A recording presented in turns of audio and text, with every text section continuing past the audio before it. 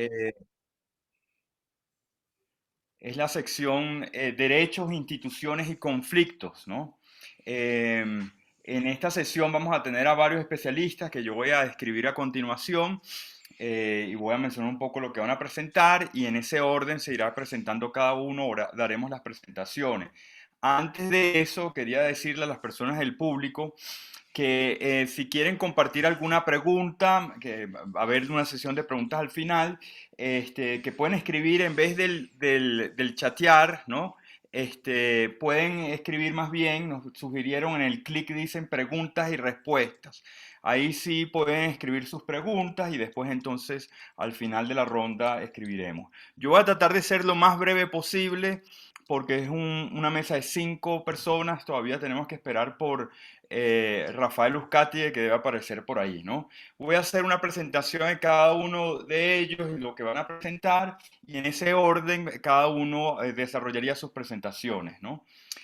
Bueno, primero que nada, Antulio Rosales, este, que bueno, hizo su doctorado en Waterloo y en Brasil y tiene una presentación sobre Venezuela 2029, Autocratic Consolidation and Supplemented Economic Liberalization, ¿no? Este, después entonces, creo que también, no sé si es algo que estaba trabajando en conjunto con Marilyn Jiménez Morales, Marín, Marién Jiménez este, Morales, exactamente. perdón, exacto, Marín Jiménez Morales, ¿no?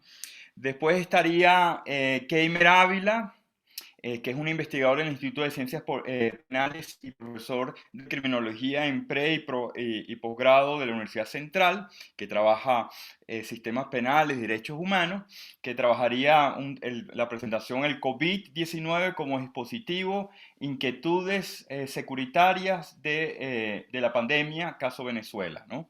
Después de él vendría Bernardo Pulido Márquez, que es un abogado de derechos humanos, doctor en está haciendo su doctorado de ciencias jurídicas en la Universidad de Notre Dame, eh, y va a presentar la siguiente ponencia cuando el que decide no es el votante, la regularización electoral como forma de restringir derechos, ¿no? Después estaría Rafael Uzcategui, que tendríamos que ver, que no ha aparecido todavía, estamos esperando, que es un sociólogo, activista de derechos humanos y periodista independiente que trabaja en Provea, que es una labor muy, muy importante que desarrolla ahí, y su presentación es Defensa no convencional de derechos humanos en contextos autoritarios. Por último, estaría Alejandro José Molina Mendoza, que trabaja en Ecuador, en el Instituto de la Democracia, en Quito, ¿no? Y estaría presentando la siguiente presentación o la siguiente ponencia, Calidad de la Democracia en los Andes, una comparación entre 1990 y 2020, ¿no? Por último, bueno, les digo entonces que como somos 5, yo voy a tratar de ser lo más breve posible. Si pueden todos hacer sus presentaciones como en 13 minutos, entre 13 y 15 minutos. Cualquier duda las guardamos para el final. Y bueno, quería también decir que muchos de los que están aquí como ponentes, y esto es parte de una mesa que se desarrolla un proyecto de investigación interdisciplinario que venimos desarrollando que se llama Reimaginar Venezuela, que es parte de un proyecto que venimos trabajando con Magdalena López y otros colegas que están también participando en LASA. Bueno, sin más nada que decir, porque no quiero tomar tiempo, podemos empezar ya con Antulio, ¿no?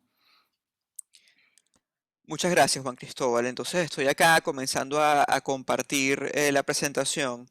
Y sí, como decíamos, este es un trabajo que está escrito, está coautoriado entre Marién Jiménez Morales, que está en la audiencia también y podrá participar en las preguntas y respuestas, y este servidor, ¿no?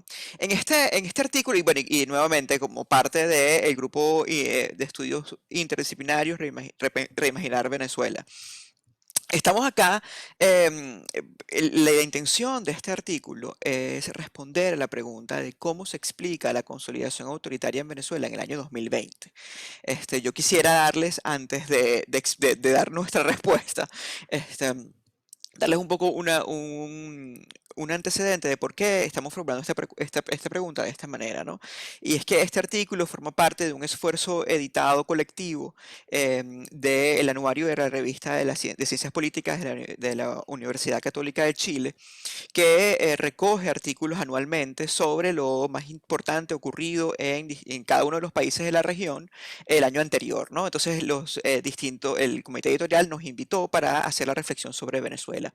Y entonces desde una perspectiva de la ciencia política nos preguntamos cómo es que pese a 2 o 3 años de intensa presiones, tanto internacionales como nacionales, el régimen autocrático de Nicolás Maduro logró estabilizarse, no solamente consolidarse en el poder, sino desplazar las principales amenazas que provenían de la oposición, de la Asamblea Nacional, desplazar su presencia institucional y también pues bandear distintas presiones internacionales como son las sanciones. Em, entonces, explicamos este fenómeno partiendo de la revista, de la ciencia política comparada, en particular de la literatura de los cambios antidemocráticos, el democratic backsliding, el retroceso democrático, y en conjunto con la economía política internacional y comparada, que se pregunta cuáles son los efectos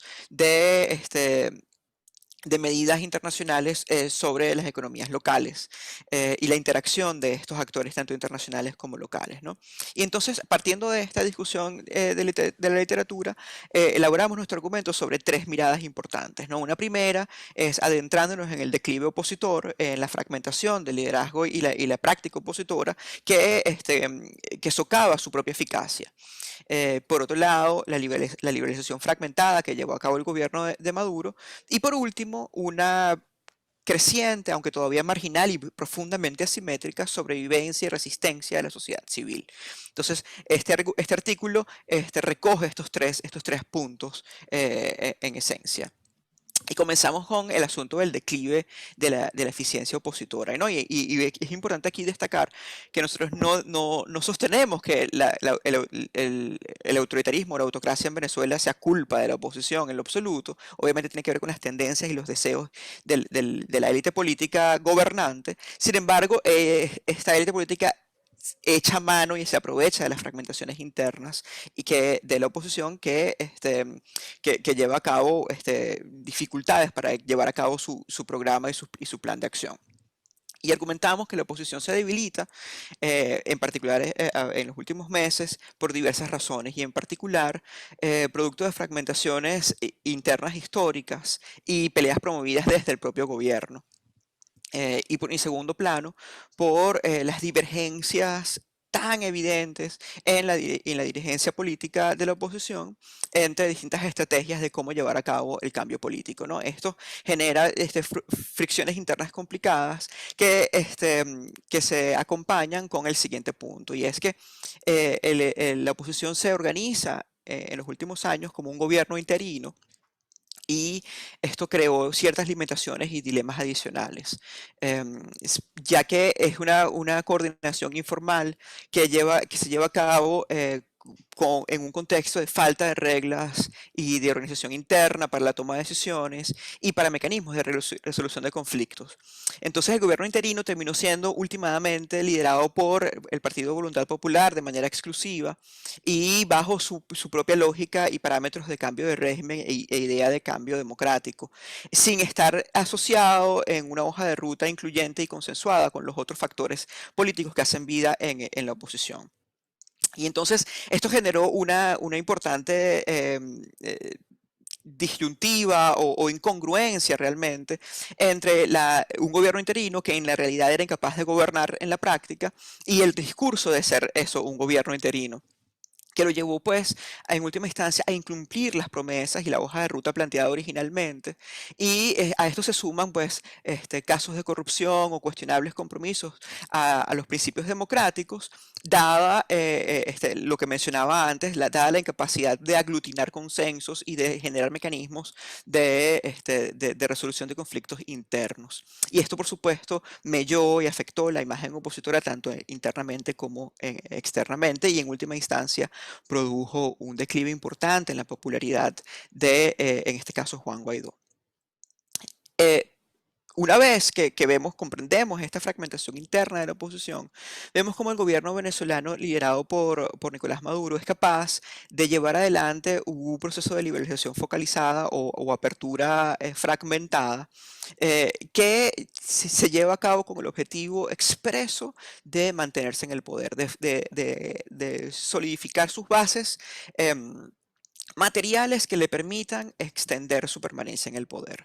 Y esta apertura y desregulación focalizada tiene su cumbre, su punto máximo, con la aprobación de la ley antibloqueo por parte de la denominada Asamblea Nacional Constituyente en octubre del año 2020, que él viene en última instancia a formalizar prácticas que ya venían llevando a cabo el gobierno, como privatizaciones sigilosas, tras bastidores, y la construcción de nuevas alianzas estratégicas con algunos grupos del sector privado y con inversionistas internacionales.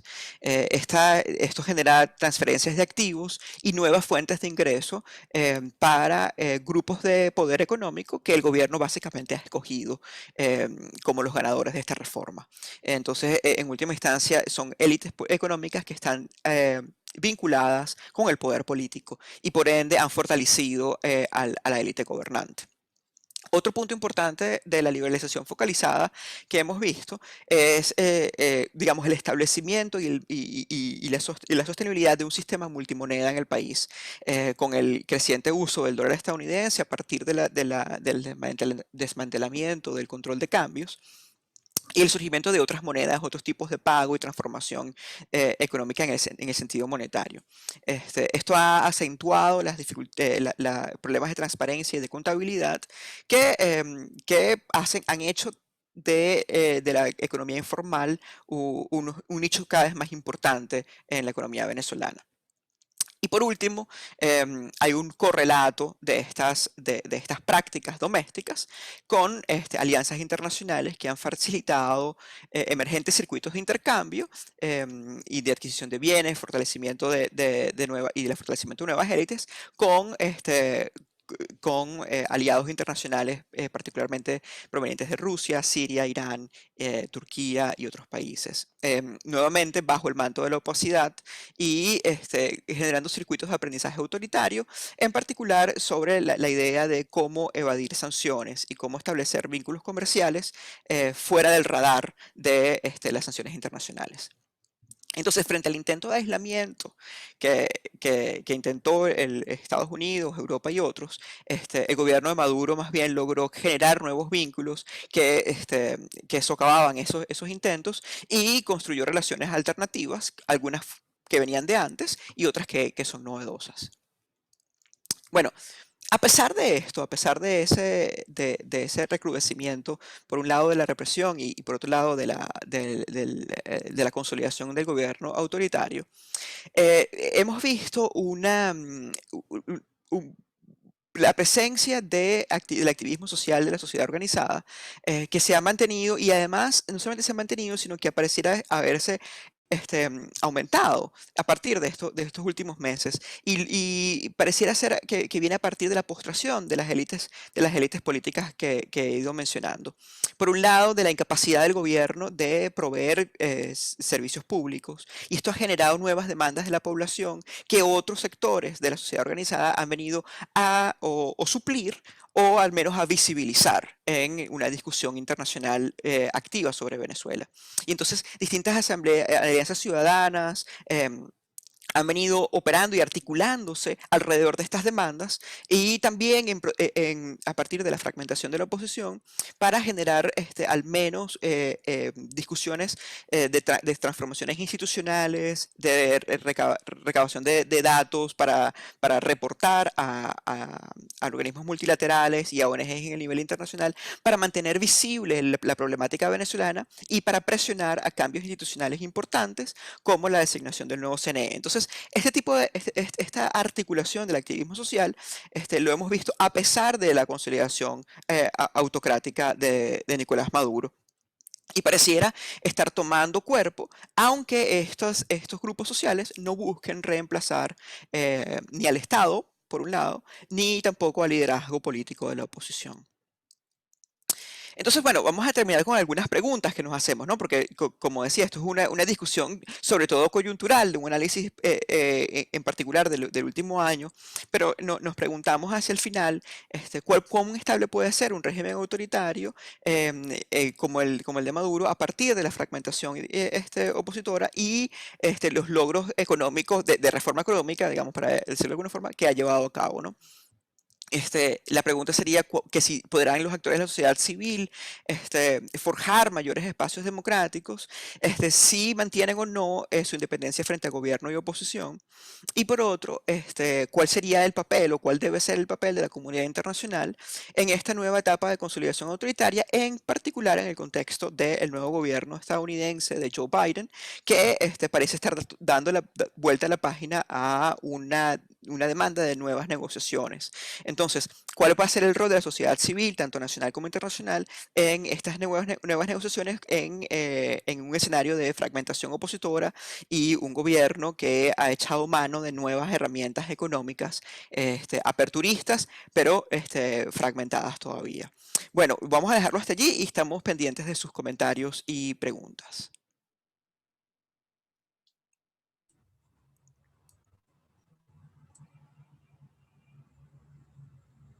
Juan, todavía estás, Juan Cristóbal, estás muteado. Ok. Bueno, perfecto. Gracias, Antulio. Muchísimas gracias. Ya veo que por ahí apareció Rafael Uzcategui. Ahora entonces vamos a darle la palabra a Keimer Ávila, ¿no? Que ya presentamos anteriormente.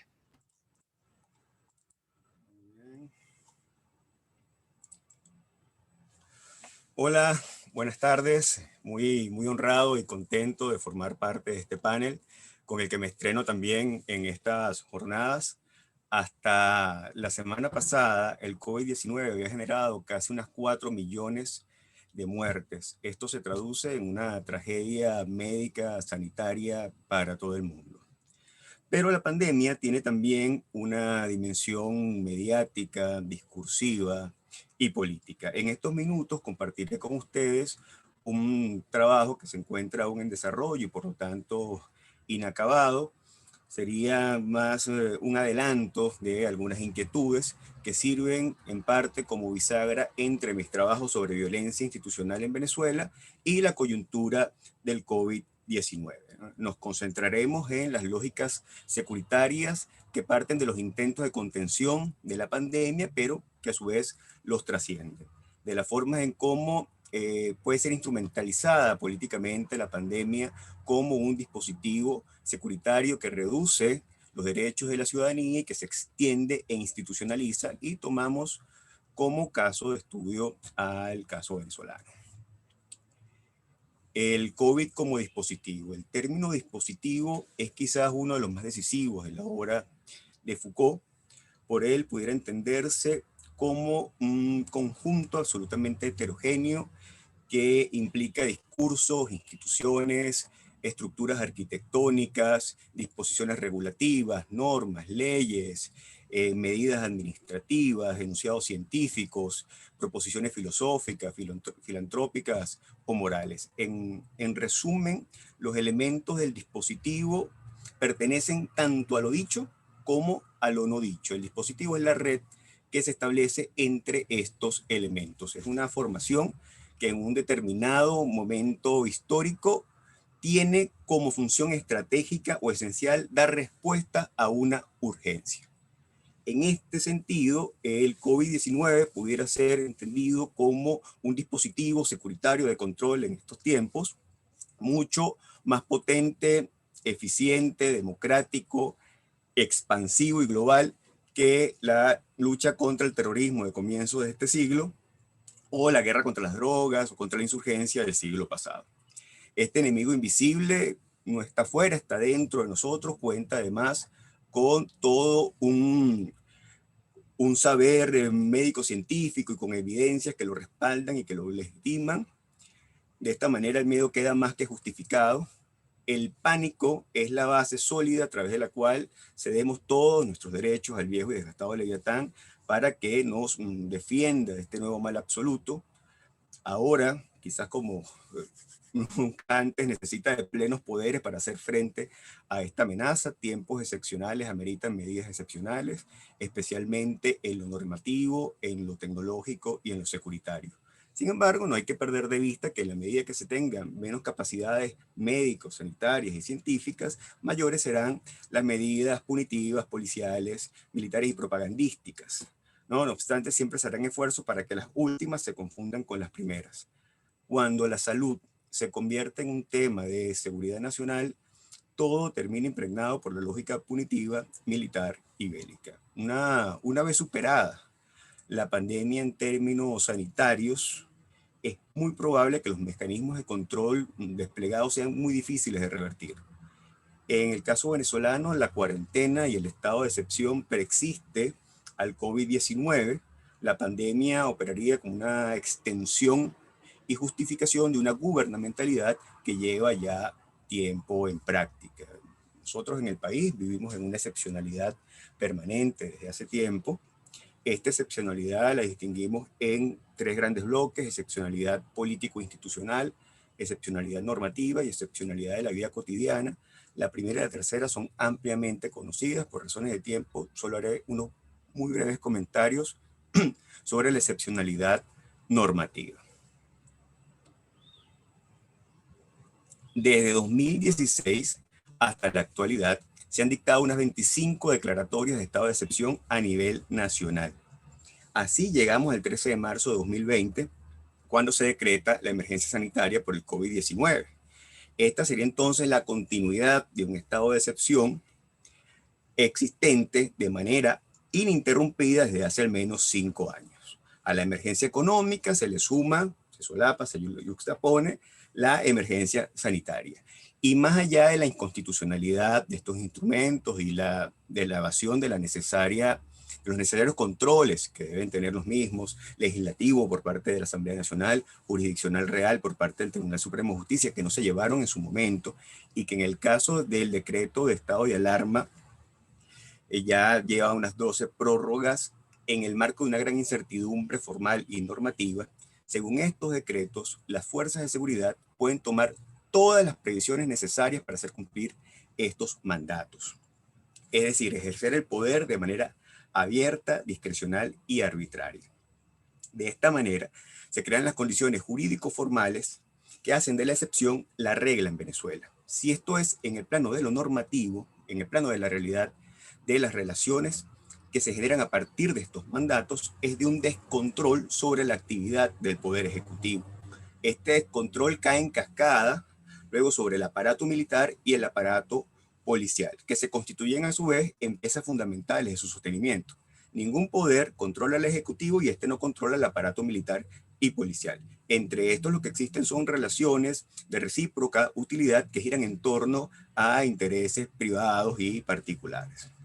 Por otra parte, la infraestructura de servicios necesarias para satisfacer mínimamente los derechos sociales, especialmente el sistema de salud, ya se encontraba colapsado desde antes que llegara la pandemia.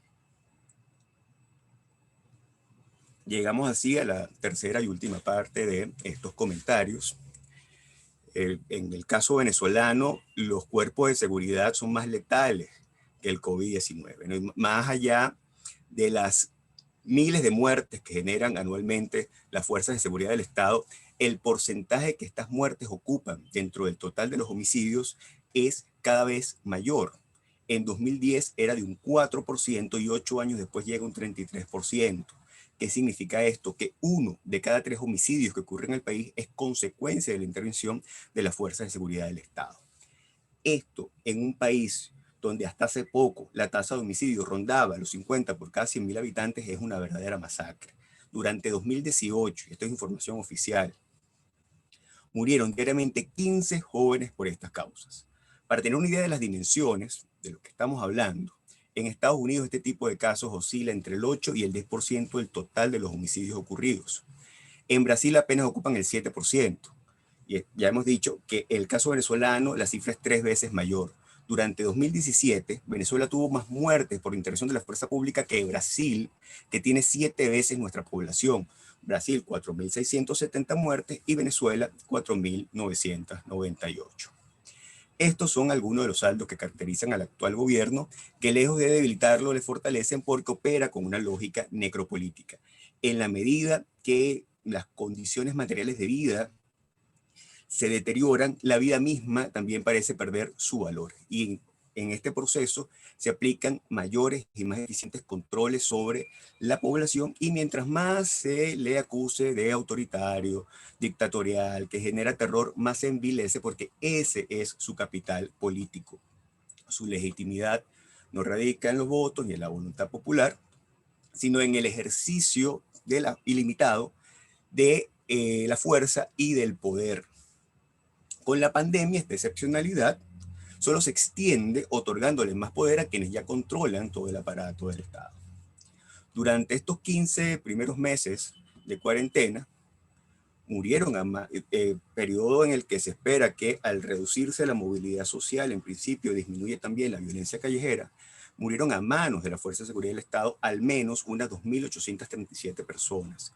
Estos son unas 6 muertes diarias que parecen no importarle a nadie.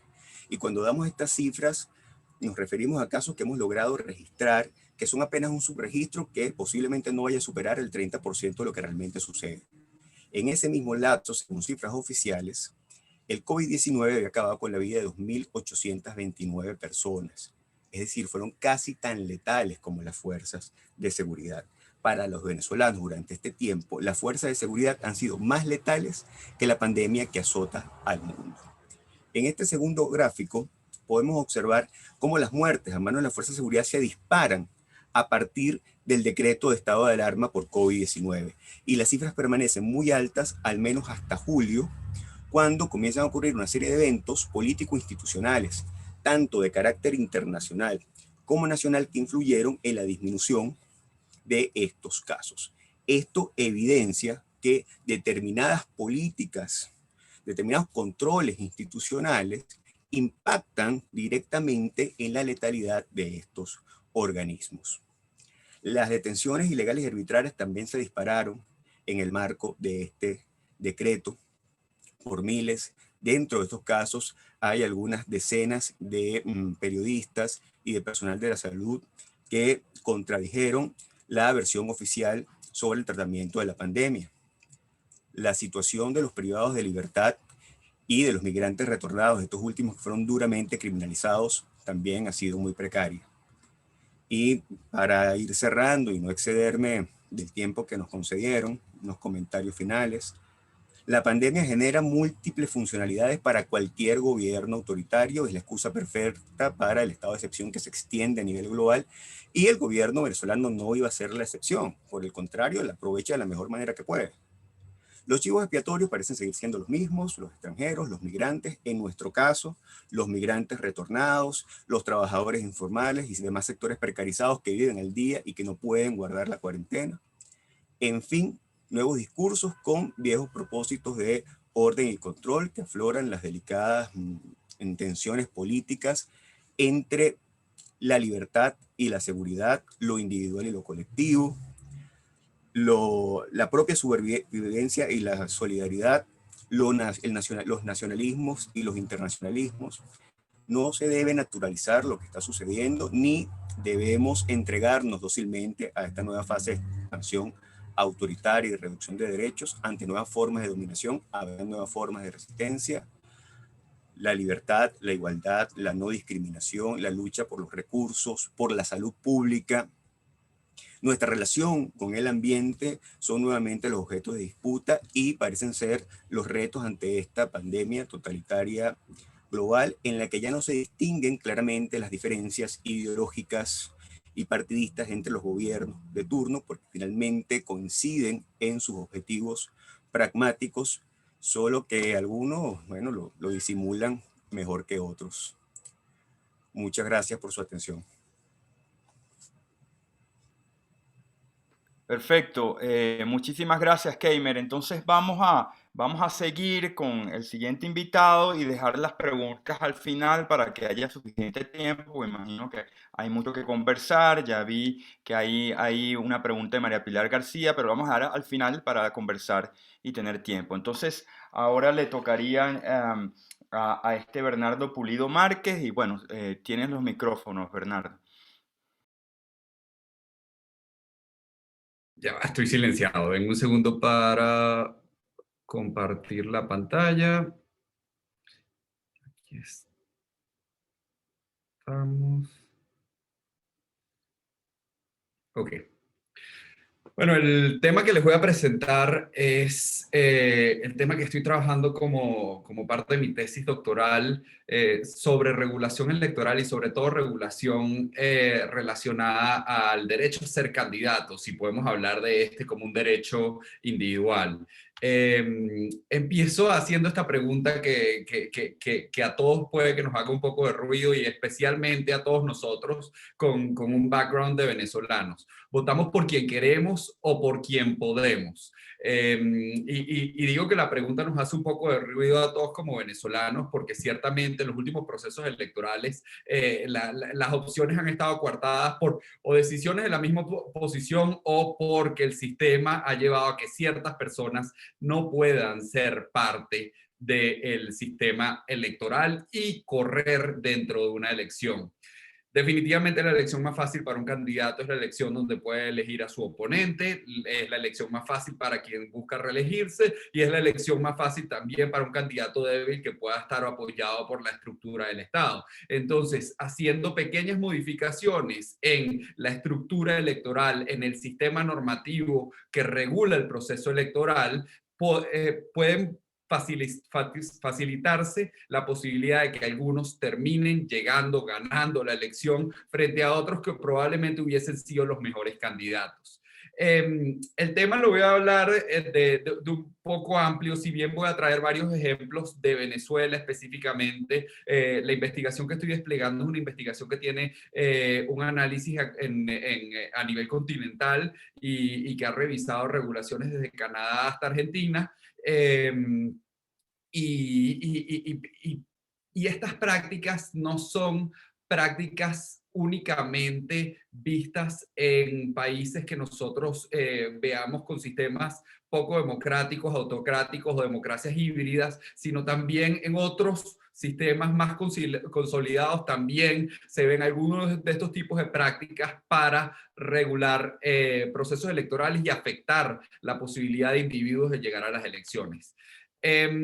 Mi tema tiene un análisis bastante desde el contenido del derecho y cuando hablamos de procesos electorales y sobre todo el derecho a ser candidato en un proceso electoral, tenemos varios derechos que están en conflicto, que están peleando. El primero de estos derechos, y empecemos por el más directo, es el derecho de los candidatos. Ese derecho de cada persona de poderse postular a una elección, que lo conocemos como el derecho al sufragio pasivo, la posibilidad de yo poner mi nombre para que sea parte del proceso electoral y que para que los ciudadanos puedan votar por mí. Después, en ese segundo bloque de derechos conectado a este que ya mencioné, el derecho individual de cada uno de los electores, esa posibilidad de votar, el derecho al sufragio pasivo. El derecho que yo tengo de que la persona que considero que sea la mejor sea electa como candidato definitivo en el proceso electoral. Después, un bloque grande de derechos que dentro del mundo de derechos humanos es una construcción de diversos derechos, que es el derecho a la democracia.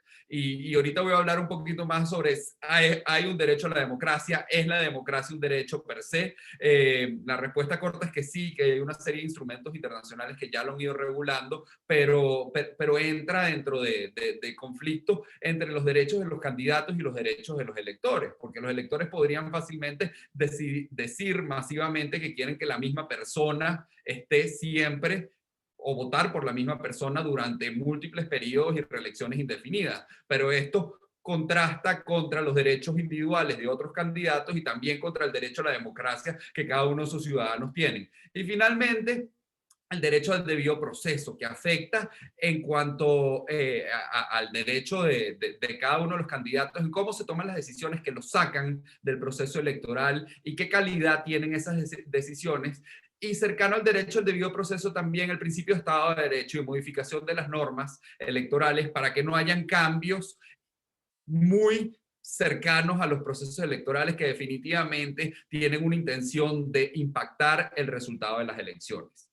Hablando de la democracia como derecho, no pienso pasar mucho tiempo acá porque tenemos poco tiempo, pero sí, efectivamente, podríamos decir que hay un derecho a la democracia, hay un tema de ejercicio de distintas libertades y este sistema parece ser el sistema que garantiza la mayoría de los derechos y este derecho está previsto en ciertos instrumentos internacionales como la Declaración Universal de Derechos Humanos y adicionalmente ha sido revisado por organismos multilaterales como las Naciones Unidas. La Comisión de Derechos Humanos en su resolución 2002-46 habla del derecho a la democracia específicamente y conexo con los derechos de los candidatos, habla de la celebración de elecciones periódicas libres y justas por sufragio universal y por voto secreto, y la existencia de un sistema pluralista de partidos y organizaciones políticas. Si bien esto no está tocando directamente el derecho de los candidatos, de manera tangencial, cuando yo afecto parte del sistema, estoy afectando el derecho individual de cada uno de estos.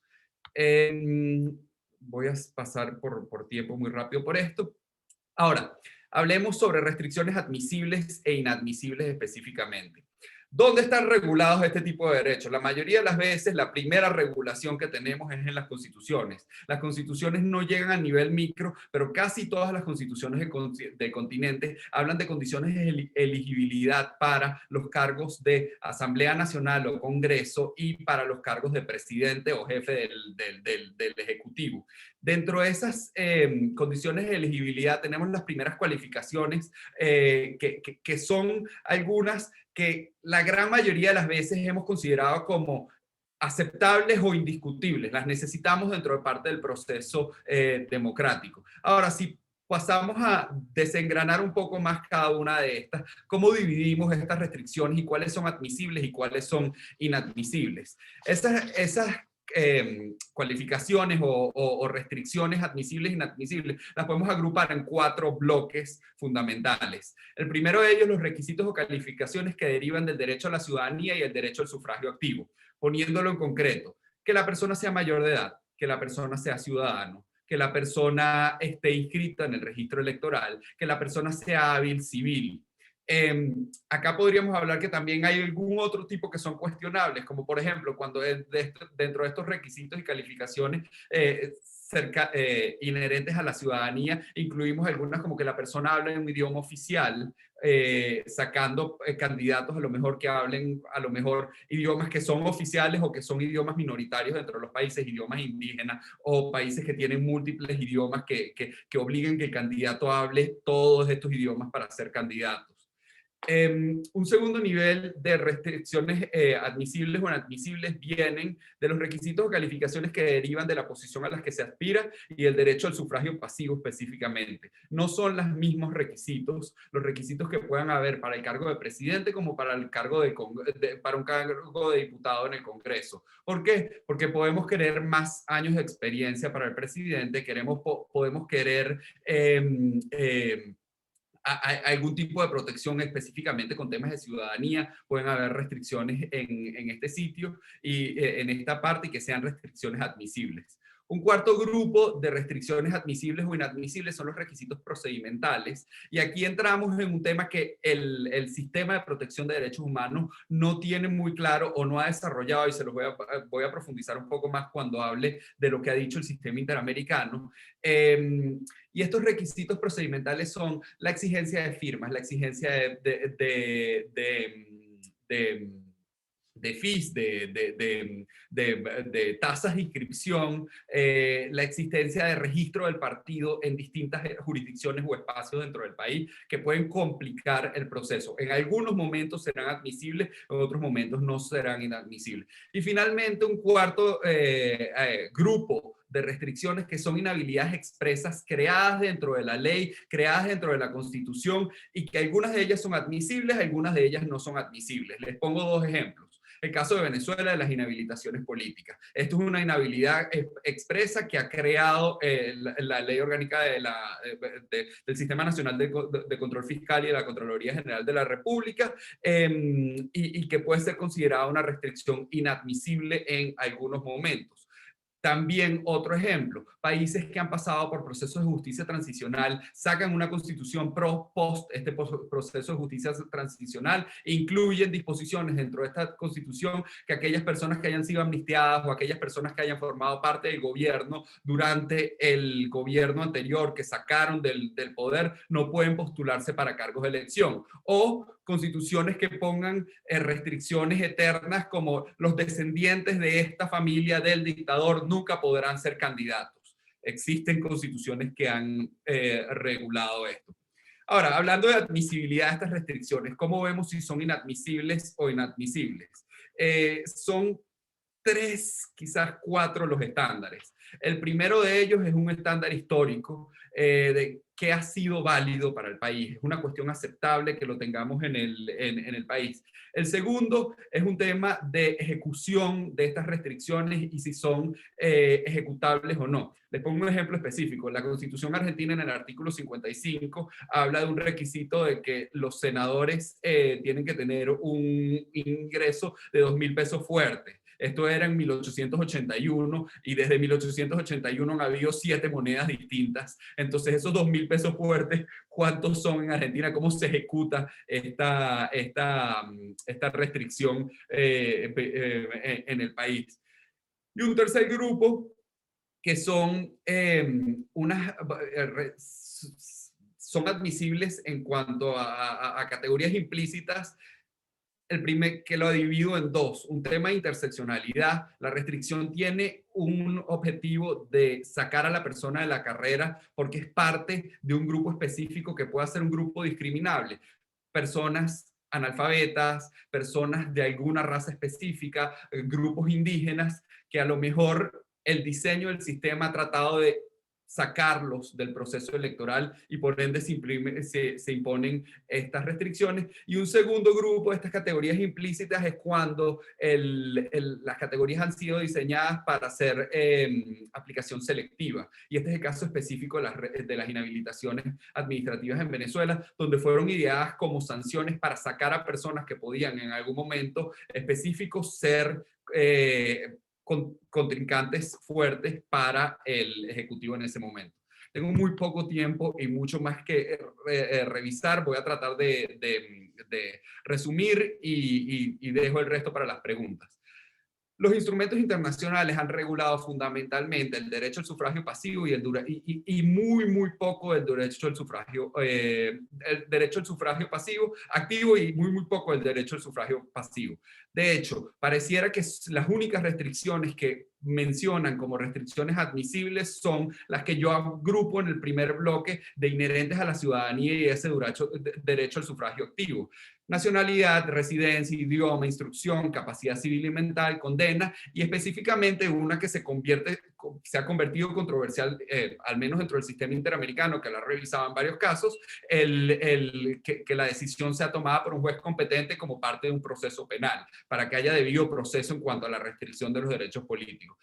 Este artículo está en otros instrumentos. Esta era la Convención Americana, pero en el Pacto Internacional de los Derechos Civiles y Políticos está de manera muy parecida. El sistema interamericano, como parte de esta investigación, yo he revisado las 9 decisiones del sistema interamericano que han decidido sobre las restricciones a los derechos políticos y aproximadamente casi 80 decisiones del Sistema Universal de Derechos Humanos del Comité del Pacto Internacional de Derechos Civiles y Políticos que revisan estos artículos.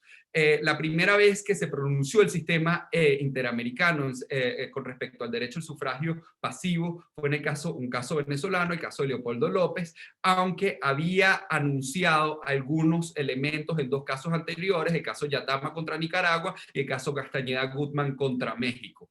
En los casos anteriores lo que había dicho es que sí, el derecho a ser candidato es un derecho restringible, pero esas restricciones tienen que hacer la ponderación debida y no pueden alterar el sistema democrático de los países. En el caso específico de Leopoldo López, el sistema interamericano sí dijo la inhabilitación política como está expresa en la Ley Orgánica de la Contraloría y como se aplicó en el caso específico, viola el derecho al debido proceso y este criterio ha sido reiterado, por lo que ya en la jurisprudencia internacional hay un avance de sí, hay momentos donde la restricción al derecho a ser candidato es admisible y hay otros en los que no.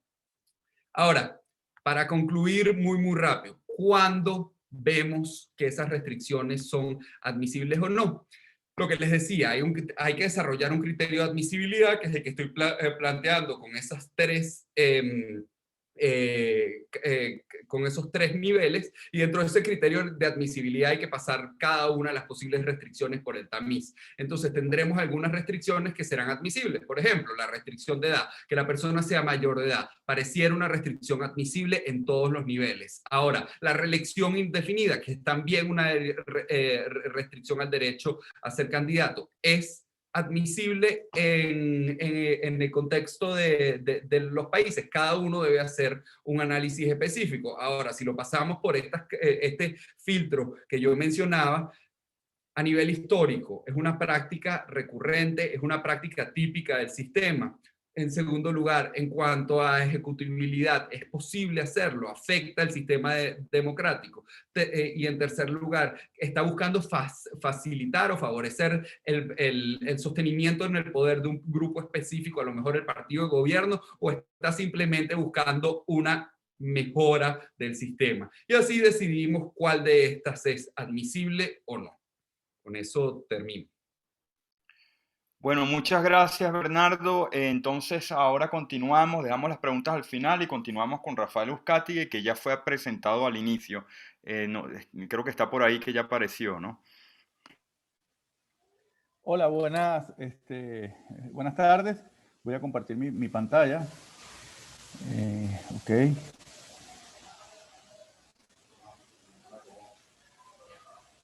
Ok, entonces soy Rafael Uzcategui y quiero hablar de la defensa no convencional de derechos humanos en contextos autoritarios. Espero que se vea, se está viendo la pantalla, ¿no? Bueno, quiero iniciar esta reflexión en base a tres premisas. La primera de ellas es, bueno, parece que todos lo sabemos, pero solemos olvidarlo, que es que los venezolanos nos estamos enfrentando a una situación que no conocíamos, que es el desmontaje progresivo de la institucionalidad democrática, ¿no? Y por supuesto no hemos tenido todas las herramientas para poder enfrentar esta situación. Estamos en medio de una curva de aprendizaje de qué es lo que es eficaz y qué es lo que no.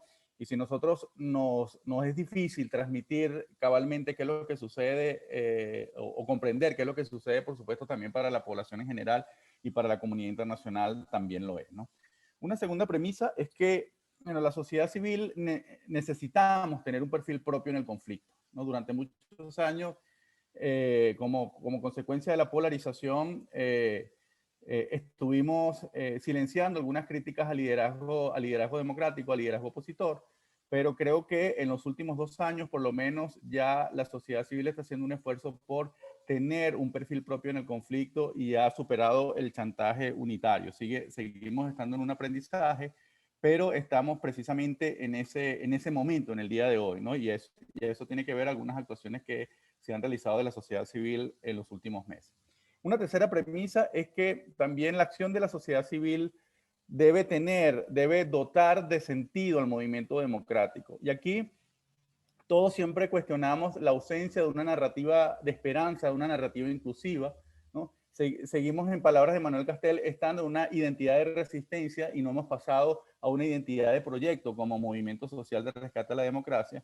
Entonces, todas las acciones que hacemos desde la sociedad civil debe ayudar a dotar de símbolos, de ritos, de contenidos, precisamente esa dirección y esa identidad del movimiento democrático. Entonces, no solamente es tener objetivos, sino también ayudar con todas las acciones a crear esa narrativa que nos ayude a hacer una esperanza creíble para todos los venezolanos y que, por supuesto, las personas se entusiasmen, se identifiquen, seamos portadores de la esperanza. Entonces, bueno, luego de estas tres premisas y entendiendo que nos hemos enfrentado a una situación que no conocíamos, creo que algo básico que hemos hecho de la sociedad civil para, en este contexto autoritario, definir estrategias y definir acciones, es aprender sobre lo que hicieron otros en contextos similares, ¿no? Y para nosotros en Venezuela ha sido clave todo el diálogo, la conversación, las discusiones, el aprendizaje que hemos tenido con nuestros colegas del Movimiento de Derechos Humanos del Perú, que vivieron una situación similar entre los años 1990 y el año 2000 bajo la presidencia de Alberto Fujimori, que también llegó al poder mediante los votos, mediante el sufragio, y usó el mecanismo de la democracia para también acabar con ellas, ¿no? Y nosotros aprendimos de ellos dos cosas importantes. Una, que ellos se transformaron en una bisagra importante, en un actor importante para poder generar espacios de confianza en momentos de crisis de representatividad, ¿no? En ese momento también la clase política peruana no era eficaz para enfrentar la situación que le estaba ocurriendo. Había una situación de división y peleas internas, de fragmentación importante, y según los propios testimonios de nuestros compañeros de derechos humanos, ellos ejercieron un rol político en sentido amplio, en el sentido de sumar fuerzas con otros sectores, pero especialmente en crear espacios de diálogo y de interlocución cuando los propios políticos no podían realizarlo. Y en segundo lugar, también en comunicar lo que estaba sucediendo, en sensibilizar a la población sobre lo grave que estaba ocurriendo en ese momento, y allí recurrieron a una serie de elementos simbólicos y culturales para poder llamar la atención sobre lo que ocurría en el Perú, ¿no? Las imágenes que estamos viendo fue de un rito que en ese momento se llamó lavar la bandera, pero también utilizaron muchos elementos culturales y además en esa estrategia de comunicación que realizaron por diferentes vías, posicionaron a nivel internacional que la figura de Alberto Fujimori era un dictador, a pesar que en ese momento era contracorriente, que los propios compañeros de derechos humanos del sur les cuestionaban que las verdaderas dictaduras eran las que habían ocurrido, las que habían padecido ellos, que eran de naturaleza militar. Bueno, ellos lograron posicionar a nivel internacional que Alberto Fujimori no era un presidente democrático, y eso fue muy importante para mantener la mirada de la comunidad internacional sobre lo que a ellos les sucedía.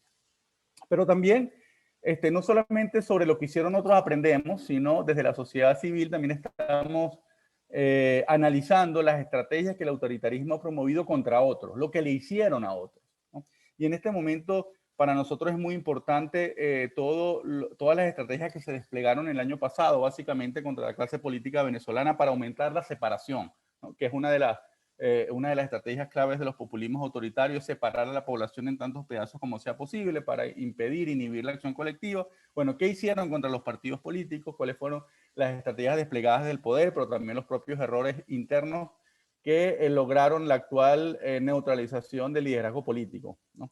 Y en ese sentido, desde la sociedad civil estamos cuidando mucho el sentimiento de ser parte de una comunidad democrática, y por supuesto con todas las diferencias y debates internos que existen, estamos intentando que esas diferencias de roles, esos roles diferenciados no signifiquen una pugna intestina por el liderazgo de la sociedad civil que nos lleve pues, una división similar a la que ocurrió contra los partidos políticos, ¿no? Entonces, les comentaba anteriormente que en este momento estamos desarrollando política en sentido amplio. Yo sé que la palabra política y también por una estrategia del propio autoritarismo se ha dotado de un sentido oscuro, de un significado oscuro. La población ahora es absolutamente incrédula de la posibilidad de un cambio político a corto plazo, pero como la política no solamente se hace desde los partidos, sino que todo lo que hacemos los individuos de manera individual y asociadas con otros para incidir en nuestro entorno y para lograr los cambios en nuestro entorno es política. Entonces ahora las organizaciones estamos haciendo más de lo que usualmente hacemos: documentar, investigar, tener reivindicaciones concretas. Bueno, pues ahora estamos intentando sumar esfuerzos con otros sectores de la sociedad y para poder allanar ese camino de rescate de la democracia, ¿no? Y esto, como se los comentaba antes, ha sido un aprendizaje. Hemos tenido que superar ese chantaje unitario, y en los últimos meses, cuando se ha tenido que cuestionar al liderazgo democrático, se ha realizado, por supuesto siempre diciendo que no queremos sustituir a la clase política, sino que queremos generar las condiciones para que ellos realicen su trabajo de la mejor manera, realicen sus funciones de la mejor manera, que es la búsqueda de la gestión del poder, ¿no? Entonces hemos venido realizando política en sentido amplio con los riesgos que esto supone, ¿verdad? En donde la identidad ideológica pueda superar la identidad como activistas de la sociedad civil, y sobre todo, bueno, manteniendo esa división en base a un funcionamiento desde los principios, ¿no? En el caso de Provea, nosotros hemos intentado aprender de los que han hecho los peruanos, pero también los que han hecho en otras organizaciones de derechos humanos, de utilizar elementos culturales para transmitir contenidos a la población.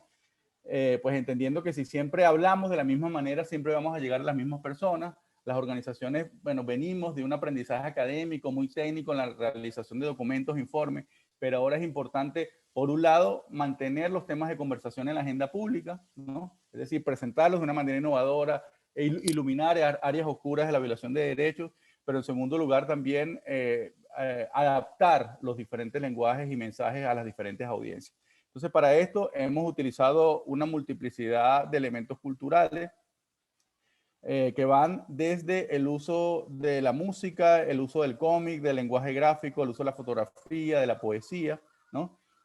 Donde además también tenemos una intención expresa de ayudar a la recuperación, al fortalecimiento de la memoria y de la identidad y la idiosincrasia de los venezolanos, ¿no? Que sabemos que también es una dimensión permeada por el autoritarismo, los referentes, las raíces propias.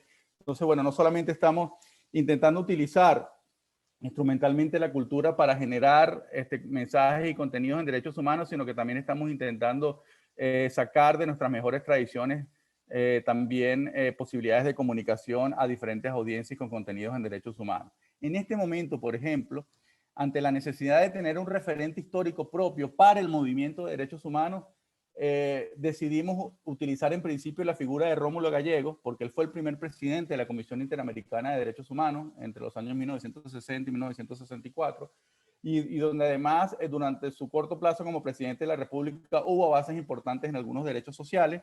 Entonces queremos rescatar esa dimensión que quizás no era ni tan conocida para los activistas de derechos humanos y seguramente para sectores importantes de la población, esa dimensión de Rómulo Gallegos como defensor de derechos humanos.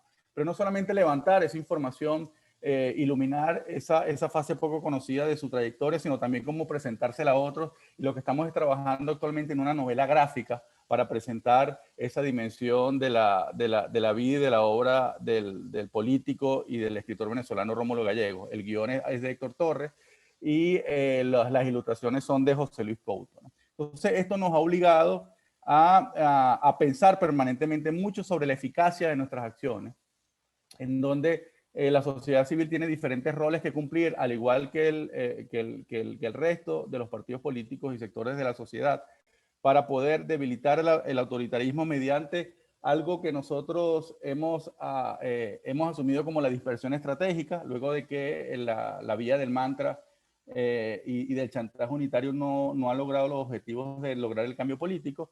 Pero también tenemos muy en cuenta que esto es un proceso y especialmente es un proceso que debe derivar en la construcción de un proyecto de país inclusivo y que sea con derechos humanos para todas las personas. Entonces, bueno, hemos tenido que innovar, también entendiendo que bajo pandemia, pero también bajo la globalización, el activismo en materia de derechos humanos, pero el activismo social también está modificándose de manera importante. Muchísimas gracias. Perfecto, muchísimas gracias, Rafael. Y bueno, entonces vamos a pasar al último presentador, ¿no? Y dejamos las preguntas al final. Tocaría entonces a Alejandro José Molina Mendoza, que ya inicialmente había presentado. Entonces, Alejandro, tienes los micrófonos. Muchas gracias. ¿Se logra ver la presentación? Sí. Perfecto, muchas gracias. Bueno, antes que nada, como que soy un poco extraño aquí dentro del panel, ¿no? Porque veo que todos están más o menos sintonizados hacia los mismos temas. Yo estoy trabajando actualmente en el Instituto de la Democracia, que es un instituto de investigación radicado en la ciudad de Quito y que depende del Consejo Nacional Electoral del Ecuador. Entonces, en este sentido, se hace aquí investigación, capacitación y promoción sobre temas de la democracia y temas electorales, sobre todo de América Latina, ¿no? Entonces, en este sentido, yo les voy a presentar un tema denominado la calidad de la democracia en la región andina. Voy a hacer una comparación de datos, básicamente. Esto es parte de una investigación mucho más amplia que tiene que ver con grados de democratización en la región andina, grados de poder presidencial en la región andina en sentido comparado, y correlaciones con las diversas dimensiones que impactan sobre la democratización en los diferentes países de la región andina. Sin embargo, solo voy a presentar los datos de calidad de la democracia porque obviamente el tiempo no nos da para mucho más, ¿no? Básicamente, esta presentación está dividida en dos partes. La primera parte es conceptos y metodología muy rápidamente para que nos pueda dar tiempo, y luego vamos a presentar cada uno de los casos de los países de la región andina en términos de calidad de la democracia. Bien, en primer lugar los conceptos. Una democracia de calidad, ¿qué es? Este es digamos, un término que tomamos como base para la investigación, que es sacado del profesor Leonardo Morlino, un politólogo italiano. Y él, a su vez, este concepto de democracia de calidad lo basa o lo fundamentó en términos de mercadotecnia, ¿no? En base, la calidad se mide en la mercadotecnia en base a procedimientos, a contenidos y resultados. Entonces, una democracia de calidad o la calidad de la democracia va a estar, digamos, dividida en 3 criterios principales para medir, digamos, la democracia en cada uno de los países donde podamos obtener datos. Y entonces estos criterios son procedimentales, es decir, de la democracia desde el punto de vista procedimental a todos los procedimientos que ella implica. Luego los criterios sustantivos que tienen que ver, digamos, con es una cuestión mucho más de teoría política que básicamente ya como vamos a ver se divide en términos de igualdades y libertades que permiten los regímenes democráticos en los países que lo vayamos a investigar. Y finalmente la efectividad de gobierno, que es, digamos, la capacidad que tienen los gobiernos para dar respuestas a sus ciudadanos y cómo estos la perciben, ¿no? Entonces, dentro de cada dentro de cada uno de estos criterios tenemos algunas dimensiones, fíjense. En primer lugar, dentro del criterio procedimental tenemos 5 dimensiones que podemos medir, que son el Estado de Derecho, la participación política, la competencia electoral, la responsabilidad horizontal y la responsabilidad vertical. Luego, dentro del criterio sustantivo tenemos, como ya les adelanté, igualdad y libertad, y finalmente la efectividad de gobierno se mide básicamente por la capacidad de respuesta de los gobiernos y la percepción que tienen los ciudadanos de ellos. Todo obviamente lo podemos discutir más adelante, ¿no? No puedo detenerme mucho por razones de tiempo. Básicamente los datos de dónde son extraídos. Los datos son extraídos de algunos índices e indicadores del Biden Project, que seguramente aquí muchos o todos los conocemos, que proviene de la Universidad de Gotemburgo en Suecia y la Universidad de Notre Dame en los Estados Unidos y que se basa sobre todo en encuestas a expertos. Esto es un estudio diacrónico entre los años 1990 y 2020. La capacidad de respuesta o efectividad del gobierno no la sacamos del Biden Project porque no tienen ellos digamos, dentro de la gran cantidad de indicadores que tienen, no tienen uno que nos pueda, digamos, dar una buena expresión de la capacidad de respuesta de los gobiernos, y lo sacamos del indicador de efectividad de gobierno que tiene el Banco Mundial.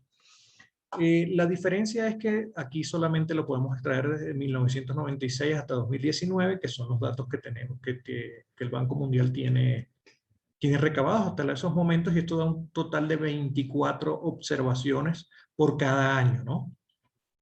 Entonces, digamos, en esta dimensión solamente tenemos 24 observaciones por año, mientras que de las otras 7 dimensiones que vamos a explorar de calidad de la democracia tenemos 31 observaciones, es decir, cada año entre 1990 y 2020, por 7, que son las 7 dimensiones que extraemos desde el Biden Project, más las 24 observaciones que tenemos de capacidad de respuesta, por 5 países que son los que conforman la región andina, y que tenemos un total de 1.205 observaciones en total para estos 31 años digamos, de observación de calidad de la democracia para los países de la región andina. Veamos los casos, ¿no? Vamos a ver primero el caso boliviano. Fíjense, yo básicamente lo que les voy a presentar es los periodos de gobierno de los distintos gobernantes que ha tenido cada país, porque hay picos importantes entre algunos gobiernos y otros de acuerdo a cada una de las dimensiones de calidad de la democracia, ¿no? Entonces aquí tenemos muy rápidamente los periodos de gobierno desde Gonzalo Sánchez de Lozada en el 90 hasta Yanín Áñez en el año 2020. Y aquí tenemos digamos, un gráfico que nos refleja cada una de las dimensiones que hemos nombrado ahorita. Entonces, fíjense, cada una de las líneas de puntos corresponde a cada una de las dimensiones que ya les he mostrado. Y tenemos estas líneas punteadas rojas que tenemos aquí verticales, digamos que son años donde los indicadores o las dimensiones van variando de manera importante, ¿no? Fíjense que todas las dimensiones varían de un año a otro, hay algunas estabilidades, etc. Entonces, por ejemplo, en el caso boliviano, fíjense en el año 2005, en el año 2005 es el final del periodo de Carlos Mesa, que por motivos políticos internos los terminó Eduardo Rodríguez, y empieza el primer gobierno de Evo Morales. Entonces, fíjense, por ejemplo, el índice de responsabilidad horizontal, que tiene que ver con la capacidad de las distintas instituciones dentro del sistema político de regularse. Esto es lo que se llama en el mundo anglosajón los checks and balance, ¿no? Entonces, fíjense que fíjense que durante el primer año de gobierno, cuando empieza a gobernar Evo Morales, este indicador cae, sigue cayendo hasta 2012, luego sube hasta 2015 un poquito y después disminuye hasta el año 2000, sigue disminuyendo hasta el año 2019, ¿no? Y en el año 2020 sube, que es cuando entró el gobierno de Yanín Áñez. Entonces, bueno, esto lo que indicaría es que si vemos bien el gráfico de puntos, podemos ver que hay una disminución importante de digamos, de esta dimensión, ¿no? Fíjense, por ejemplo, el índice de participación política. Fíjense que antes de que llegara Evo Morales a la presidencia, ya con el presidente Carlos Mesa, empieza a subir y sigue subiendo de manera más o menos constante y sostenida hasta el año 2010, pero fíjense que a partir del año 2010 empieza a decaer, sigue decayendo, incluso hasta el último periodo de gobierno medido ahí en Bolivia, ¿no? Entonces, básicamente, esto es un poco la dinámica de todas las gráficas que les voy a presentar. Fijémonos un poco, esta línea de color marrón es la línea precisamente de efectividad de gobierno, que es la medida por el Banco Mundial, ¿no? Esta es mucho más, digamos, mucho más variable, ¿no? Pero si nos damos cuenta, en lo que entra, por ejemplo, el expresidente Morales empezó a subir de manera sostenida hasta el año 2012, después tuvo una caída importante hasta el año 2015 y luego volvió a subir hasta 2018 y cae en 2019, ¿no? Básicamente, en la mayoría de los casos que vamos a ver, este índice se comporta así de una manera bastante irregular, por lo que no parece tener mucha vinculación con los diferentes tipos de gobierno, sino que es una variable medida más contextual, aparte de que es medida por digamos, de otra manera por otras instituciones, ¿no? Pero sin embargo es bueno mantenerla aquí para observar. Fijémonos también que, por ejemplo, durante los periodos de gobierno del presidente Morales, el Estado de Derecho va decayendo paulatinamente y no se para de caer, ¿no? Hasta el año 2019 y después sube un poco cuando entró la presidenta Áñez. Esto básicamente es un gráfico, una tabla donde se va mostrando, ¿no? De manera muy, digamos, muy general, cada una de las variaciones cada una de las dimensiones por periodos de tiempo, ¿no? Entonces la flecha hacia abajo significa que el indicador va disminuyendo. Por ejemplo, el Estado de Derecho en Bolivia entre 2005 y 2012 cae de manera constante, digamos, entre 2013 y 2016 se mantiene.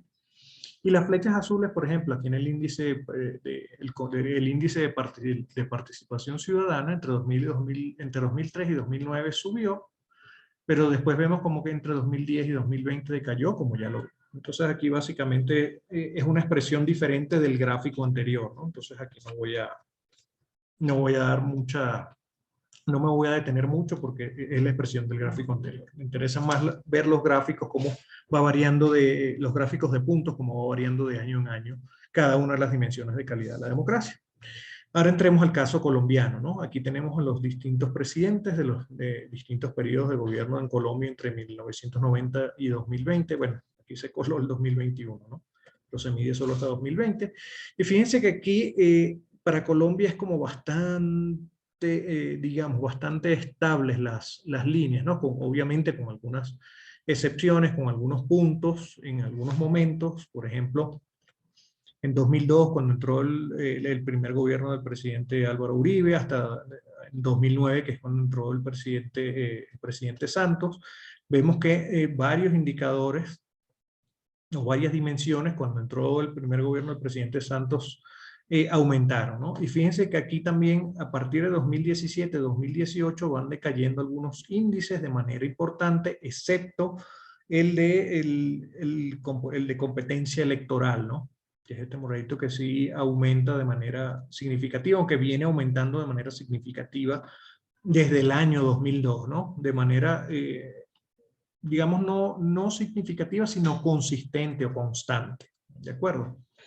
Entonces, básicamente, fíjense, por ejemplo, la igualdad, por ejemplo, dentro de Colombia, la dimensión igualdad, que entre el año 91 93, digamos, aumenta, disminuye ligeramente entre el año 99 y 2000, se mantiene relativamente constante durante varios años, baja entre el año 2012 y 2013, vuelve a subir, se mantiene constante hasta el 2017, pero a partir de 2017 empieza a decaer de manera importante, ¿no? Cuando entra el actual presidente Duque. Bien, sigamos. Ahora veamos el Ecuador, cómo se ha comportado el Ecuador. Aquí tenemos los presidentes de los diversos periodos. Aquí básicamente el año 2006, digamos, es un pico que es cuando entra el primer, se da el primer gobierno del presidente Rafael Correa, ¿no? Antes de ello, podemos ver que los índices son bastante estables, bastante consistentes, digamos, es casi una línea recta casi todos, excepto la dimensión de igualdad, ¿no? Que aumenta entre el año 96 y el año 99 de manera importante, vuelve a subir en el año 2000 y después se mantiene constante hasta el año 2006. Entonces, fíjense, durante los gobiernos del presidente Correa sí se ven unas diferencias importantes con respecto a los periodos de gobiernos anteriores, ¿no? Que obviamente el presidente Correa marcó una etapa, digamos, histórica muy importante aquí dentro del Ecuador, digamos que tanto para bien como para mal, ¿no? Entonces, aquí se expresa bastante claro aquí dentro de las dimensiones de calidad de la democracia. Por ejemplo, estas tres que están arriba, que son, digamos, el índice de responsabilidad vertical, que tiene que ver en la capacidad de cambio, o, digamos, de sanción o de premio a los gobiernos en base a las elecciones. Veamos que entre 2007 y 2010 desciende un poco, se mantiene estable, después en 2012 o 2013 también desciende un poco, porque, digamos, en estos 10 años de gobierno, digamos, el monopolio electoral del presidente Correa fue indiscutible, ¿no? Veamos el índice de libertades de expresión, libertades políticas y libertades privadas. Este índice sí decae constantemente hasta el año 2014, más o menos, y después se mantiene constante. Y una vez que sale el presidente Correa, vemos que hay un pico de ascenso entre el 2016 y 2018, importante, ¿no? Con la llegada del presidente Lenín Moreno.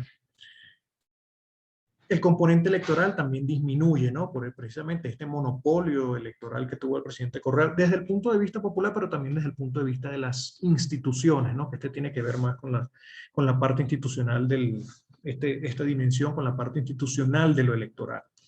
También el índice de responsabilidad horizontal, es decir, los checks and balances se ven duramente castigados durante... Disculpa, Alejandro, Correa. ¿Sí? Un minuto. Un minuto, perdón. De acuerdo, ya terminamos entonces.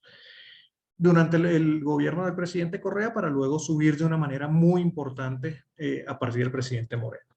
¿Sí? Veamos muy rápidamente el Perú. Fíjense que en el Perú hay un bache entre los años 92 y 2000 de la mayoría de estos índices o de estas dimensiones.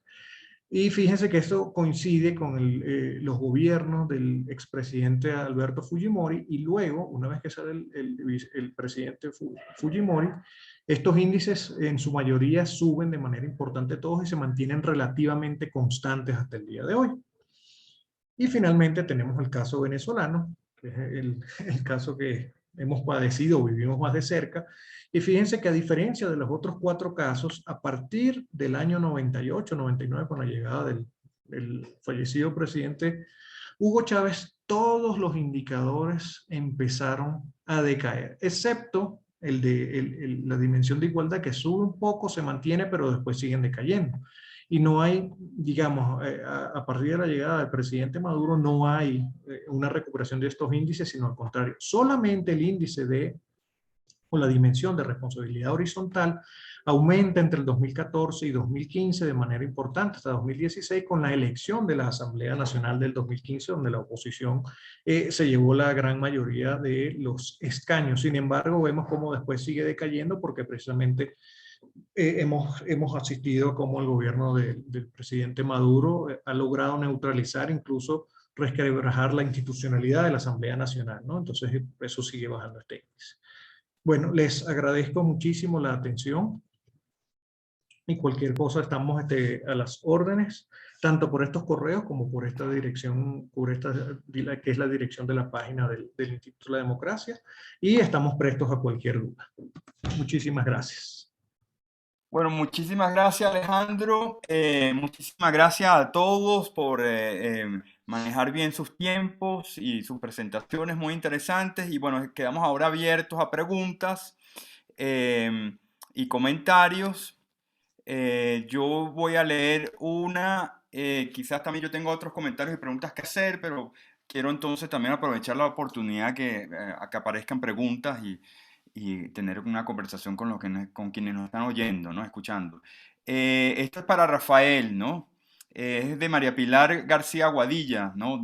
Nos dice, estamos de acuerdo en que la sociedad civil necesita su propio perfil y debe dotar de sentido la ciudadanía. No obstante, me pregunto sobre cómo debe ser la necesaria articulación con los partidos en la situación venezolana. ¿Cómo vislumbras esta relación para potenciar la fuerza de cada uno? Entonces, vamos a empezar con respondiendo a esa pregunta.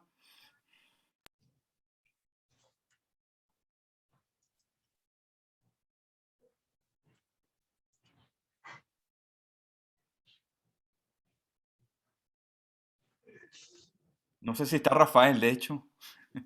¿Está Rafael? Creo que tuvo problemas con su conexión. Está Ah, tratando de reconectarse.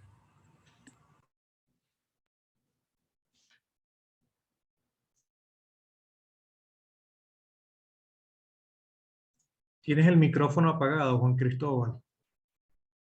ok, perfecto. Entonces, bueno, mientras llega Rafael, quizás podemos seguir con esta pregunta, replantearla, porque también me interesa viéndolo en en algunas de las presentaciones, ¿no?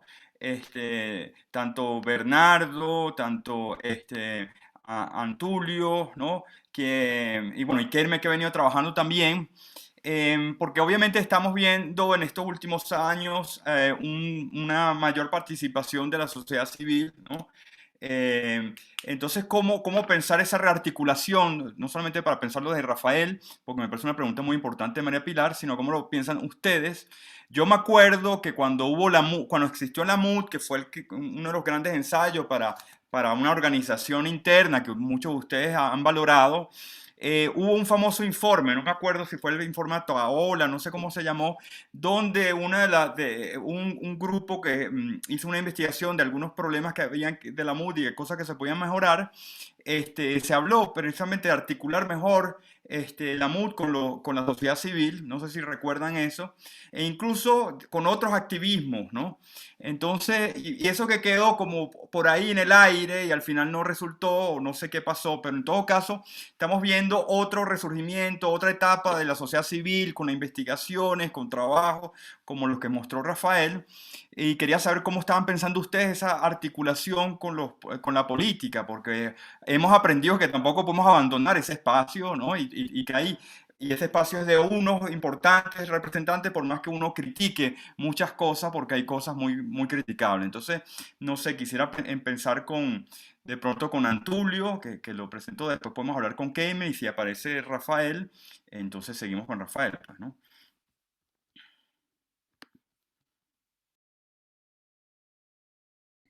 Bueno, Tu micrófono, Antulio, el audio. voy yo, Antulio. Lo que pasa es que no puedo, no puedo abrir mi cámara, no me permite.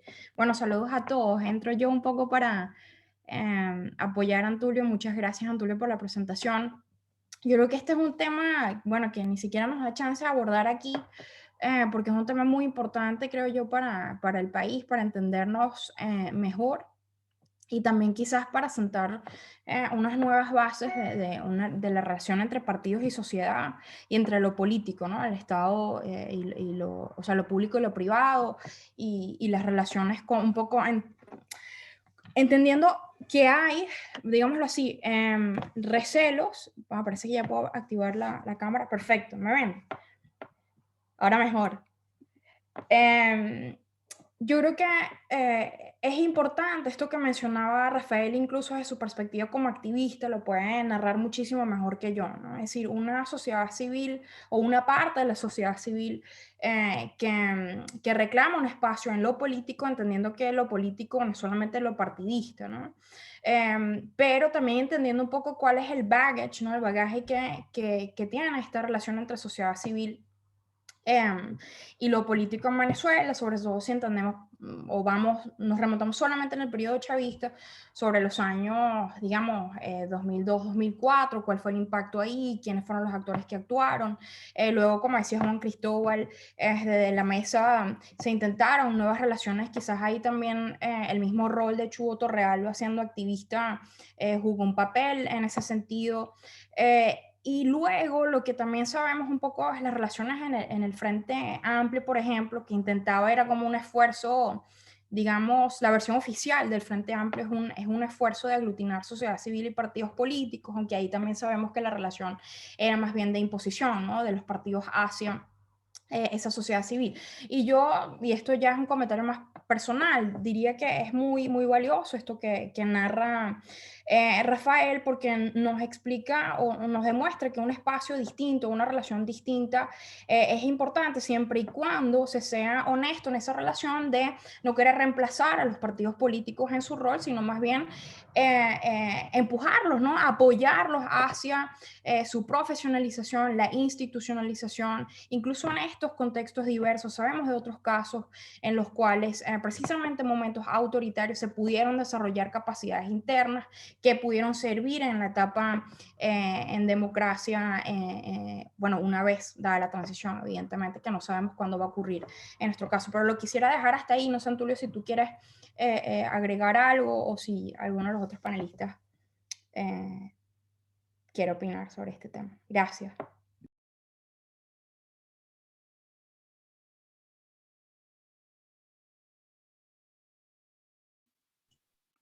Está muy, Entonces, estoy de acuerdo. Demos chance a los demás y también a Verónica que tenía la mano levantada para hacer una pregunta. Entonces, Unos comentarios muy breves. Yo estoy en total sintonía con lo que plantea Marien. Creo que se trata de instituciones, ¿no? Y no solamente hace falta reconstruir y fortalecer a los partidos políticos, sino también a distintos espacios de las fuerzas vivas de la sociedad, la academia, los gremios, los sindicatos. En algunos es necesario fortalecerlos y en otros construirlos desde cero. Y es muy importante que cada uno juegue su rol, porque como muy bien lo apunta Marien, la orfandad es tan grande que cuando desde algún espacio social comienzan a cumplir bien su rol, lo queman. No, si una ONG hace bien lo suyo, o un líder gremial, o un líder estudiantil, inmediatamente tratan de convertirlo en un cuadro de partido. Y con eso lo achicharran, porque parte la política venezolana opera también como una especie de rostizador, ¿no? Entonces es muy importante que se reconstruyan instituciones desde distintos ángulos y que cada una cumpla el rol que le corresponde y tener mucho cuidado con la cooptación. O sea, no tratar de llenar el vacío que han dejado los partidos políticos con otros sectores sociales. Es lo que quería agregar. Perfecto, gracias Keimer. Creo que por ahí quería decirles, bueno, otra vez recordar a los que están escuchándonos que nos dijeron que es mejor que propongan sus preguntas en la sesión de preguntas y respuestas, ¿no? Para poder verlas y creo que y poder decirlas, ¿no? Yo quería añadir una cosita antes y seguimos con quién Antulio, tú dijiste que había alguna pregunta que yo no sí, veo. yo vi la mano levantada de Verónica Subillaga, pero creo que no está ya conectada. Entonces, bueno. No, quería simplemente reafirmar una dimensión también de la sociedad civil y seguimos con otras preguntas que quisiera hacer a los demás ponentes, ¿no? Pero un poco también esa dimensión de, porque también, digamos, ha sido muy fácil criticar al gobierno y criticar a los políticos, o sea, porque sabemos que eso es muy fácil, ¿no? Pero falta más evaluación de esto que estaba diciendo Keimer, de cómo actuar institucionalmente, ¿no? Yo puedo hablar en la dimensión de la opinión pública, por ejemplo, uno siente que hay todavía muchos lenguajes que no se están trabajando y discutiendo desde la divulgación que debería haber, que digamos hay una excesiva profesionalismo o una mediatización que no ayuda a que entren a otros sectores ciertas discusiones, y que también, digamos, hablando por ejemplo de revistas y de elementos para divulgar, falta mucho ayuda económica, que eso es uno de los problemas que tenemos también, ¿no? Y falta como buscar esos espacios, ¿no? Donde hay espacio de repente hay dinero para otras cosas. Entonces, esos son temas para pensar la sociedad civil o quienes están detrás de ciertas agendas de la sociedad civil, ¿no? Pero bueno, en todo caso, creo que hay una pregunta aquí. David Smile, ok, leo entonces. Un saludo, por cierto, a David, que buenísima la discusión, dice. Pregunta para todos. ¿Qué tipo de alianza internacional les parece más efectiva? ¿Qué tipo de alianza internacional sería más bien nociva o es nociva? Dice David Smale. Entonces, podemos pasar por ahí algunos que no hayan hablado, o que, bueno, igual que quisieran hablar también.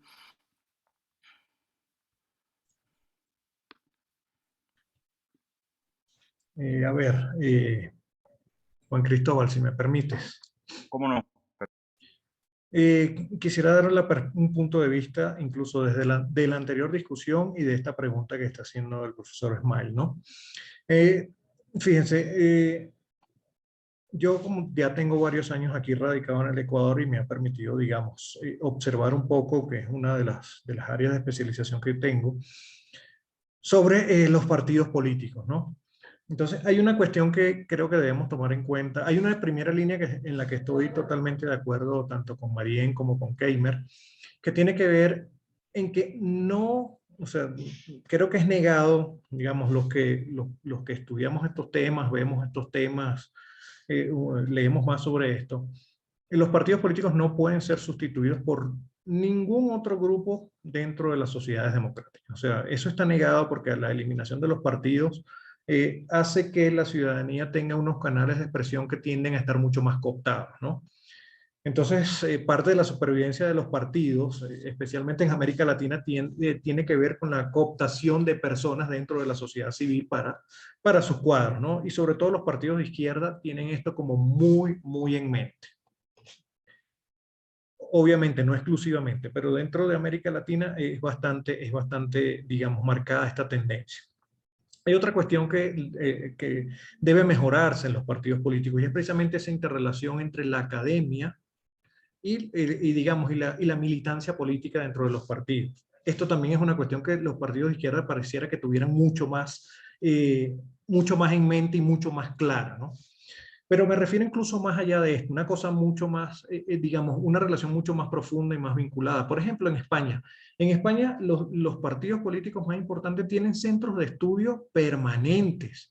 Tienen personas que les pagan, los partidos les pagan a estas personas para estar permanentemente produciendo conocimiento y, bueno, por supuesto, en pro del cumplimiento de los objetivos de los partidos, ¿no?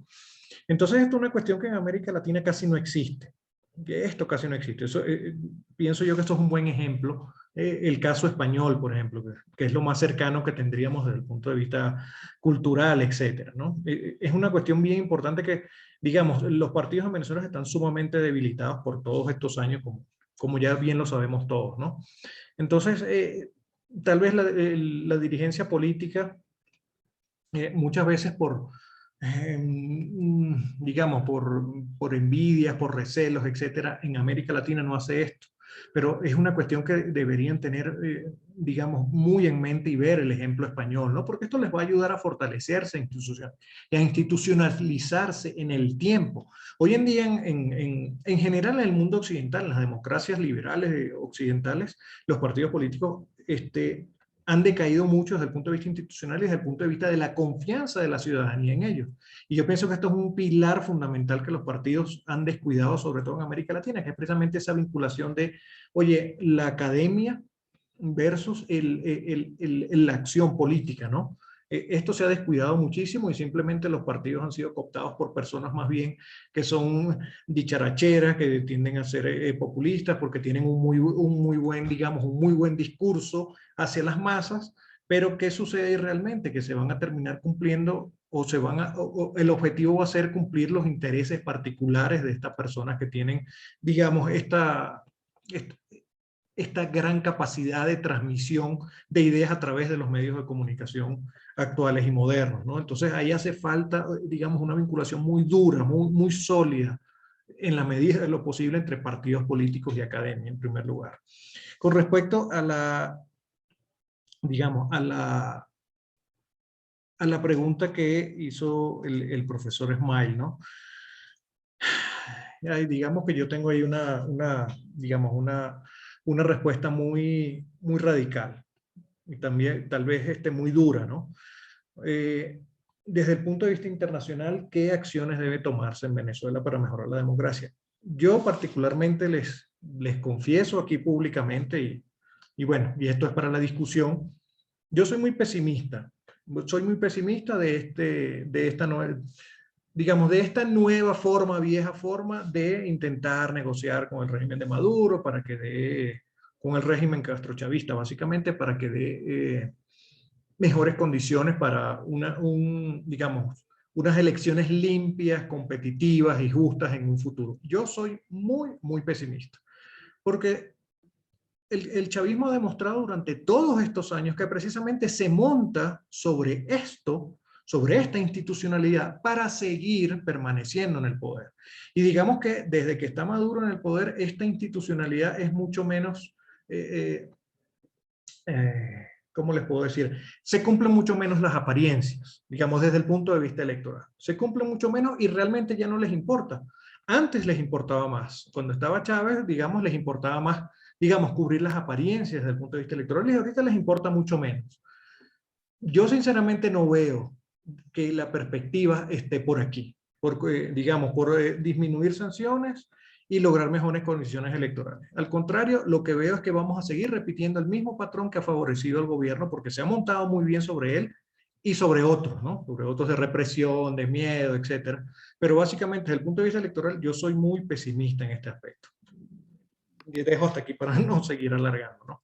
Ok, sí. Queda hay una pregunta de Fabiola, pero como no ha llegado Rafael, quizás no sé si a otro quisiera responder la pregunta de David Smile, que me parece muy pertinente, ¿no? O sea, ¿qué tipo de alianza internacional podría ser la más efectiva? ¿Qué tipo de alianza internacional sería nociva, ¿no? Volviendo a esto de las sanciones, vemos lo de Nicaragua y hemos visto que no se sabe qué hacer, qué es lo que va a pasar ahí, eso ha avanzado, entonces eso me parece una pregunta interesante, ¿no? No sé si alguien lo quiere contestar y si no está la pregunta de Fabiola Arroyo y creo que hay otra pregunta. Bernardo quiere responder, comenzar y después Keimer y después podría venir yo si hay tiempo. Sí, De acuerdo.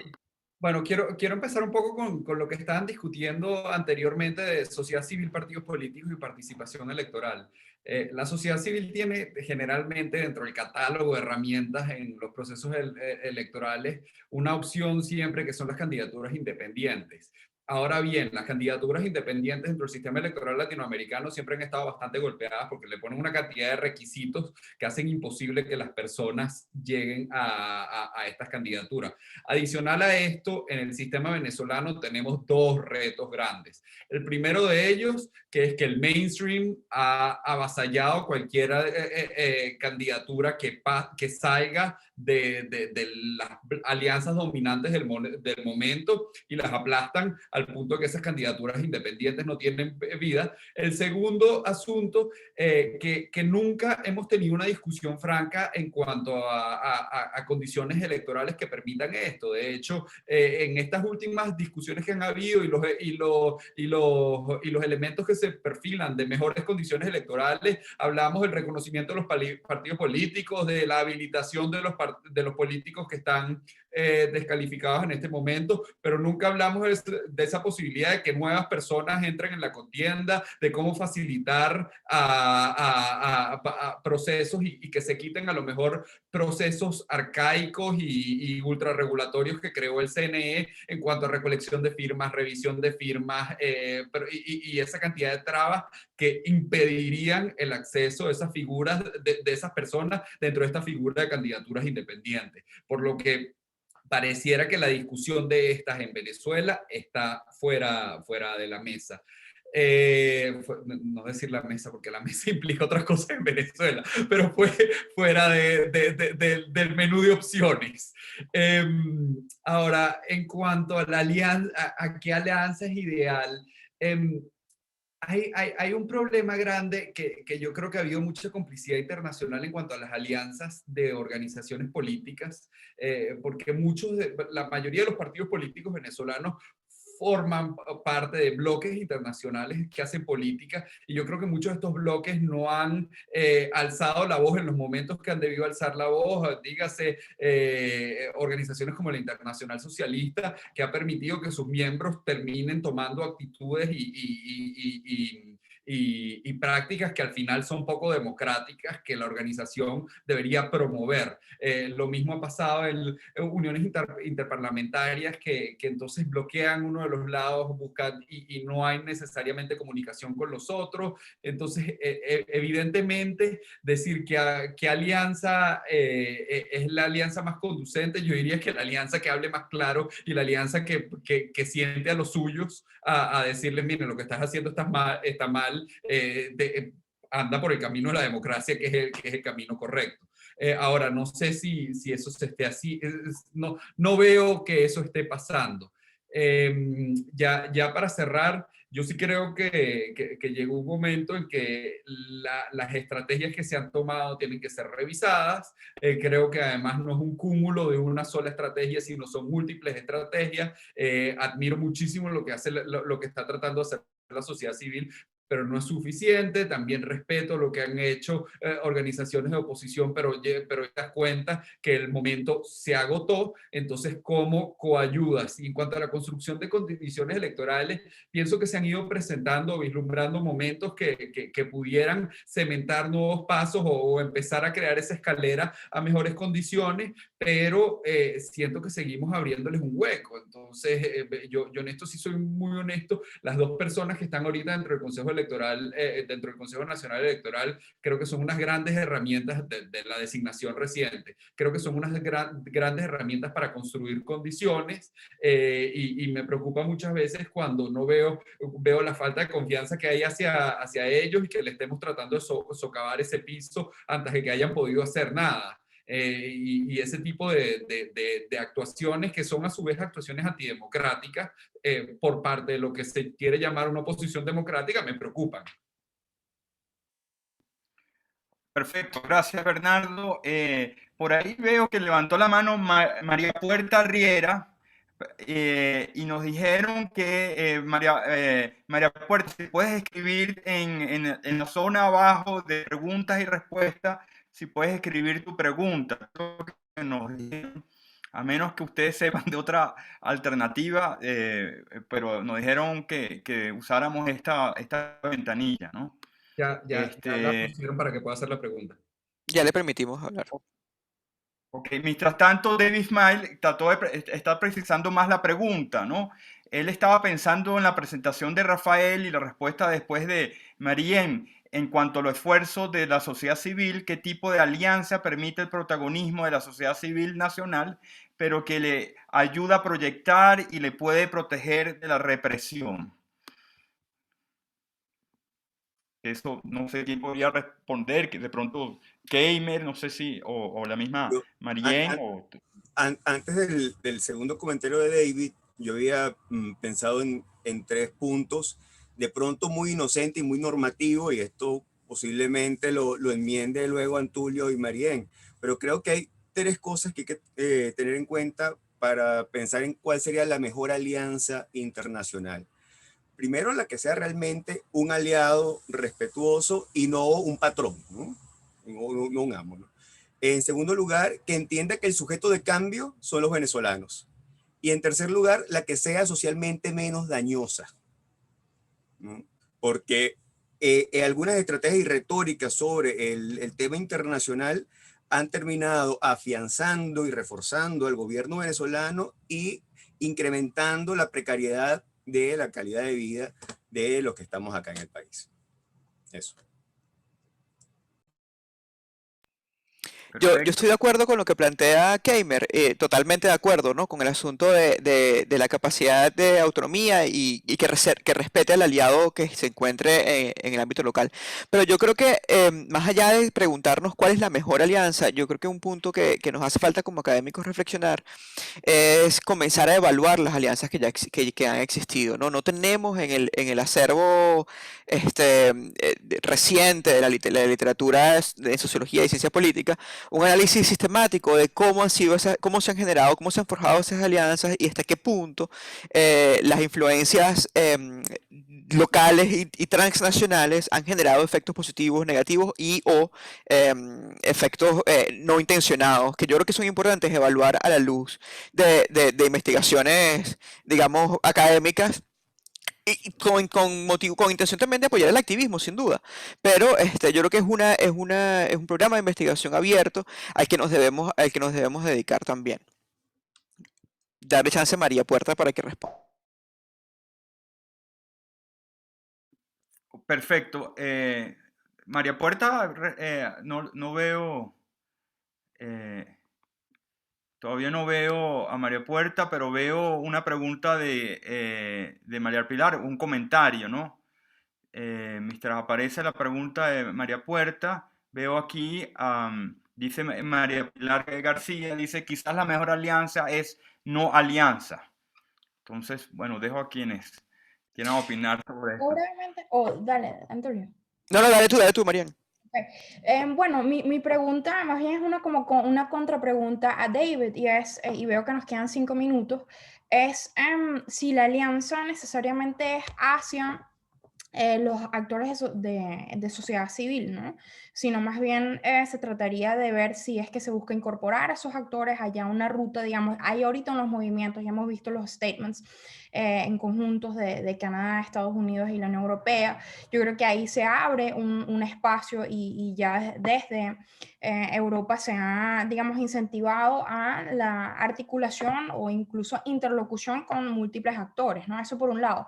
Pero yo también creo, tomando en cuenta lo que conversábamos un poco hace un rato y también la evidencia que muestra Rafael desde Provea, ese aprendizaje entre organizaciones, ¿no? Aquello que se llama el activismo transnacional, eso a mí me parecería que es como la primera casa de los activistas, no para decir no puedes interactuar con lo político, para nada, sino más bien dónde están las estrategias realmente importantes de resiliencia. Por ejemplo, también ahí hicimos un trabajo con Arnoldo Trujillo al respecto, y en otras regiones aprender precisamente cuál fue el rol en contextos extremadamente adversos y también la fragilidad de Estado, que por cierto que es algo que no hemos tocado mucho hoy, ¿qué han aprendido las sociedades ahí para resistir internamente y en qué medida lo internacional ha sido realmente importante, ¿no? Y cómo apoyar para desarrollar capacidades internas y no para que la interlocución internacional sea un fin en sí mismo. No sé si me explico, pero ahí me parece que hay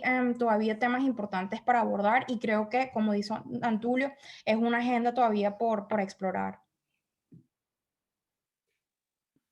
Perfecto.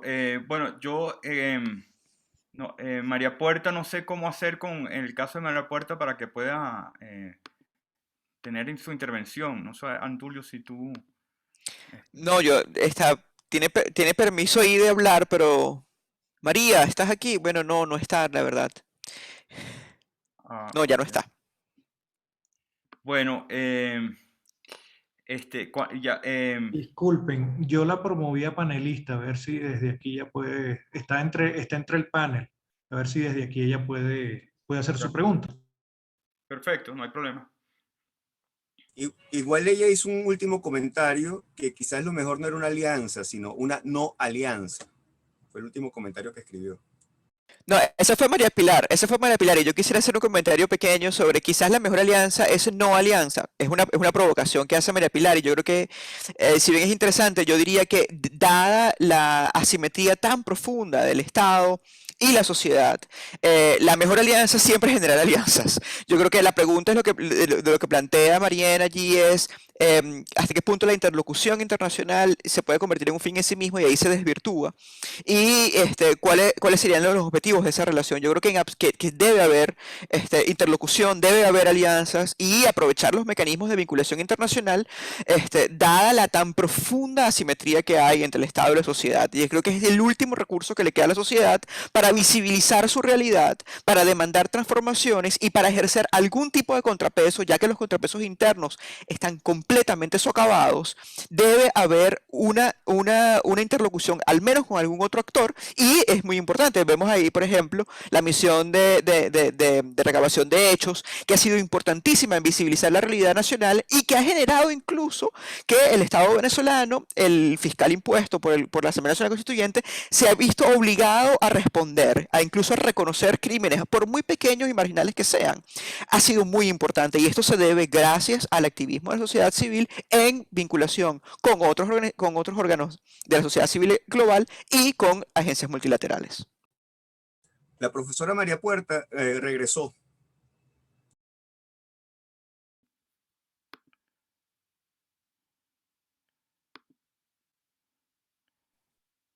Hola, estoy por acá. Es que lo que pasa es que estoy multitasking haciendo varias cosas a la vez. No escuché nada, no sé qué preguntaron. Si me ponen en...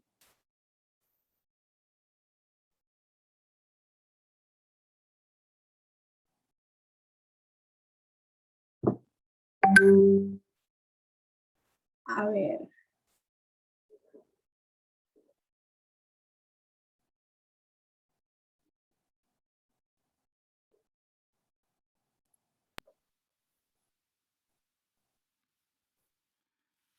No sé si me oyen. ¿Me oyen? Sí, Sí, perfectamente, profesora. No puedo, no sé, no puedo, dice que la cámara no estoy autorizada. Bueno, lo que quería era darle las gracias a todos, a quienes participaron. De verdad que estamos muy contentos por lo que hemos visto hoy. Yo he estado recorriendo algunas de las salas y la verdad es que, bueno, nos complace que hayan participado, que hayan asistido y estamos trabajando en la divulgación de lo que han hecho y de lo que se espera que hagamos en el resto de los 2 días de la jornada. De verdad, muchísimas gracias a todos. Gracias a los organizadores, además, que han hecho un extraordinario trabajo. Yo estoy muy impresionado. Sí, bueno, yo solamente quería saber algo, Antulio. ¿Qué tiempo tenemos? Porque yo no he podido ver el tiempo. Terminamos hace 3 minutos. Ah, ok. Ah, bueno, nada, entonces queda agradecerles a todos los que asistieron. Y quiero puntualizar algo que dijo Keimer y que lo dijo la profesora, ¿no? Y hablando de sociedad civil, estos eventos son de sociedad civil. Ojalá tuviésemos estos eventos cada 3 meses, ¿no? Y obligásemos a los políticos, a los líderes de opinión a estar aquí discutiendo, ¿no? Ojalá tuviésemos estas plataformas, ojalá tuviésemos otras plataformas. Falta mucho esa dimensión de la discusión, de la reflexión, del diálogo, hecho también por nosotros o por las comunidades emigrantes venezolanas, ¿no? Y bueno, con eso quería agradecer a todos la participación, a los organizadores que hicieron una gran labor. Y bueno, no sé si quieren decir algo ustedes o Antulio para cerrar, ¿no? Un gusto, un placer. Muchas gracias. Hasta luego. Muy agradecido. Chao, chao. Muy buenas tardes a todos. Que pasen muy bien. Igual, Un gusto. muy